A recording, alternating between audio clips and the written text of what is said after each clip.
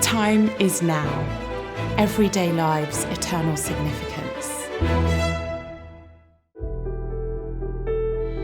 So the two women went on until they came to Bethlehem.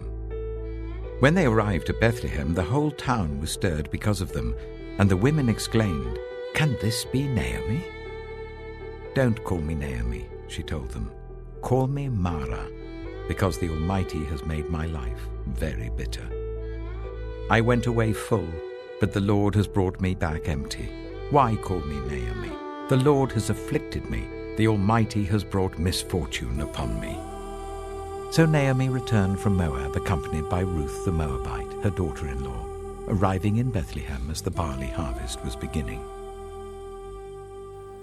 Ruth chapter 1 verse 1, in the days when the judges ruled, refers to an era of unprecedented challenge to faith in the one true God. Israel had come through years of upheaval from slavery in Egypt to the Exodus, wandering in the wilderness to the conquest of the land. And now they were in the land, they were struggling to settle whilst facing significant economic, moral and social pressures. It is into the darkness of these questions that the book of Ruth shines, telling the story of ordinary people facing ordinary events. The inclusion of this story in the Bible tells us that the lives of ordinary men and women are not insignificant to God. He knows us in all of the detail of our lives.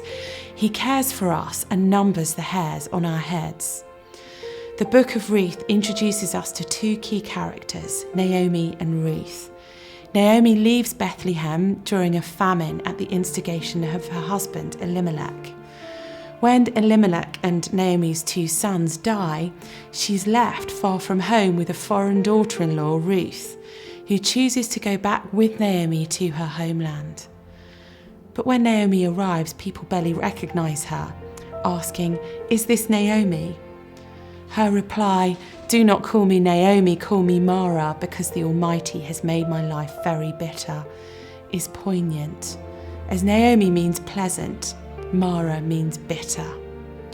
When Naomi uses the word Almighty here, it's the Hebrew word Shaddai. She refers us to God as the cosmic ruler. Naomi places her suffering in the context of God's sovereignty, but she renounces her own identity. She's so completely at the end of herself that she asks to be called Mara, but God doesn't give up on her. When bad things happen, we're psychologically and spiritually affected. Our ability to think rightly about God and others and ourselves is skewed. This story is descriptive of such a situation, but God does not leave Naomi in this desperate state. She's delivered. However, her dark night of the soul goes deep, and it's not skirted over. Maybe you can identify with that utter despair and blackness. It's amazing that this reality is included in the preparation of God for the birth of his own Son. At Advent, we're encouraged to remember both the darkness and the light, the darkness of the world into which Christ comes and the blazing light of Jesus Christ. As we shall see, Ruth has a significant role in the genealogy of Jesus.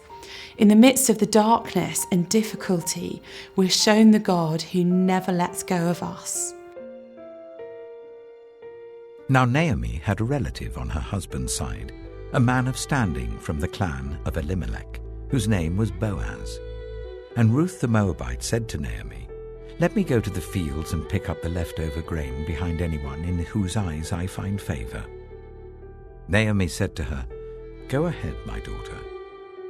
So she went out, entered a field, and began to glean behind the harvesters. As it turned out, she was working in a field belonging to Boaz, who was from the clan of Elimelech. Just then, Boaz arrived from Bethlehem and greeted the harvesters. "The Lord be with you." "The Lord bless you," they answered. Boaz asked the overseer of his harvesters, "Who does that young woman belong to?" The overseer replied, "She is the Moabite who came back from Moab with Naomi. She said, 'Please let me glean and gather among the sheaves behind the harvesters.' She came into the field and has remained here from morning till now, except for a short rest in the shelter." So Boaz said to Ruth, "My daughter, listen to me. Don't go and glean in another field, and don't go away from here. Stay here with the women who work for me. Watch the field where the men are harvesting, and follow along after the women. I have told the men not to lay a hand on you, and whenever you are thirsty, go and get a drink from the water jars the men have filled." At this, she bowed down with her face to the ground. She asked him, "Why have I found such favor in your eyes, that you notice me, a foreigner?" Boaz replied, "I've been told all about what you have done for your mother-in-law since the death of your husband. How you left your father and mother and your homeland and came to live with a people you did not know before. May the Lord repay you for what you have done. May you be richly rewarded by the Lord, the God of Israel, under whose wings you have come to take refuge. May I continue to find favor in your eyes, my Lord," she said. "You have put me at ease by speaking kindly to your servant, though I do not have the standing of one of your servants." Naomi directs Ruth to the harvest field and ultimately to a man called Boaz, and he notices Ruth because she's worked so hard without taking a rest. Ruth asks, "Why have I found favour in your eyes that you notice me, a foreigner?" in verse 10. But Boaz commends her. This is not an issue of race. Ruth has been faithful and committed. Boaz goes on to speak of her as now included into the covenant, as someone who's taken refuge under the Lord's wings. This language of the covenant recognises Ruth as being defined by whom she has taken refuge in Yahweh, under his wings. It is God's plan that in his perfect timing, this woman, Ruth, a foreigner, would be included in salvation's story. Naomi begins to ponder a plan that Boaz could take care of Ruth via the provision of a tradition called levirate marriage. This meant that if a widow was left childless, another male relative of her late husband could marry her and give her a son, but the son would take the name of that first husband. Could this be God's providence for Ruth? Would a man be prepared to father a child in those circumstances? In the context of a strong belief in God's providence, Naomi makes that plan. She's proactive. She encourages Ruth to go right over and propose to Boaz. There was another closer relative who could have fitted the bill, but remains unnamed. However, Naomi believed that Boaz was the man for Ruth. Maybe radical today for a woman to propose to a man, but in this culture it was truly astonishing.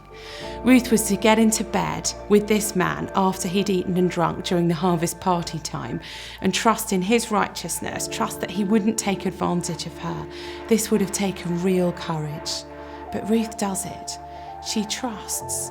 She trusts Naomi, she trusts Boaz, and ultimately she trusts God. God is faithful. Reflect on times in your life when you have trusted him and he has proved faithful. As you remember his faithfulness in the past, take time to thank him specifically.